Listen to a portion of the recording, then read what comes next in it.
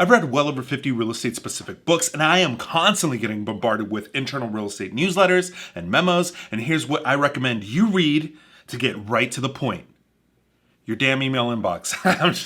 There's nothing important in there.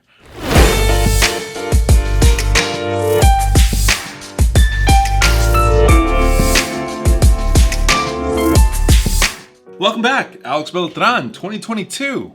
What it do, baby? Now, getting started in that was an awkward transition. Now, getting started in anything is hard enough, but what's even harder is finding out what questions to ask, because at the end of the day, you don't know what you don't know. And unlike, say, picking up a hobby like drums, jujitsu, or hell, even YouTube, there are plenty of references. There are YouTube videos, there are stores and clubs that you can join just to find out what those references are. But in real estate, the barrier to entry is just a little bit higher. Not to mention, boring. All right, let's be honest here. Have you ever tried watching a real estate seminar?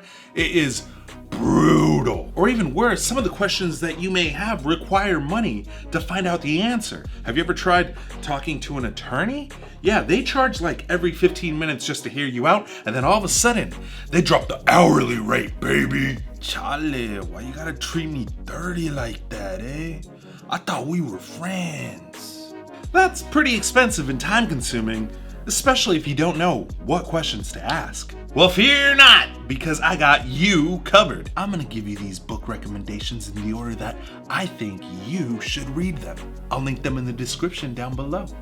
Number 1, Rich Dad, Poor Dad by Robert Kiyosaki. Now, this isn't necessarily a real estate book, but it does give you a good glimpse into the overall financial picture on a macro level, if you will. Now, the interesting thing about this book is that Robert Kiyosaki drops 2 real estate investment gems. Now, I'm not going to tell you what they are or where in the book to find them, but if you do these 2 things in real estate, you're almost guaranteed to succeed. And I mean, I laugh because this is not a real estate book, but it is like the marijuana to your real estate investing addiction. Think of this as the gateway book. Look, it's in a book. A reading rainbow. Now, think of this next book as required reading 1.5, which is the Cashflow Quadrant, where it takes a deep dive into cash flow, which is, and of course, I'm assuming here, ultimately what everybody is looking for when investing into, well, anything. The Cashflow Quadrant also happens to kind of really hyper-focus on real estate. So, 2 birds, 2 books. Number 2, the book on rental property investing by Turner. Now, this book is written by BiggerPockets, and BiggerPockets is, without a doubt, the best resource of real estate on YouTube.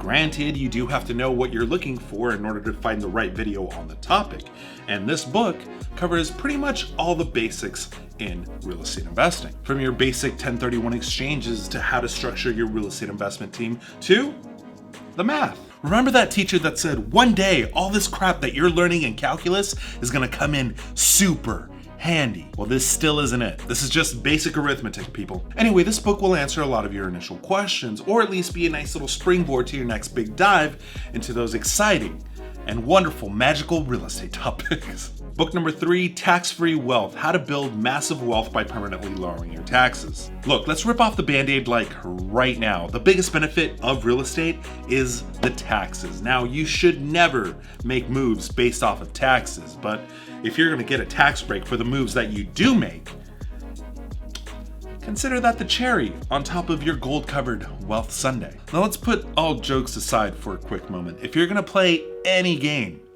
it's best to know the rules, and taxes are a boring subject, but they are a major key to this puzzle. This book is going to answer a lot of the questions you didn't even know you needed to ask. Book number 4, Start Your Own Corporation, Why the Rich Own Their Companies and Everybody Else Works for Them by Garret Sutton Esq. Do you remember that little part at the beginning of the video where I said that talking to an attorney is an expensive endeavor?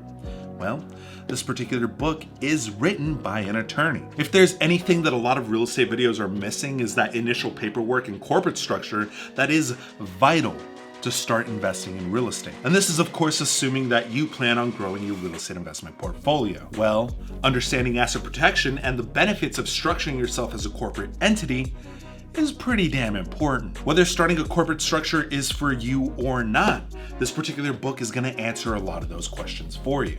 Number 5, Loopholes of Real Estate, Secrets of Successful Real Estate Investing, once again by Garret Sutton Esquire. Think of this book as the Rental Property Investing by Turner 2.0. A lot of the same topics are covered in this particular book. However, this is written from an attorney's point of view. Allegedly. It's clear I'm not an attorney. My definition of passing the bar exam is getting drunk.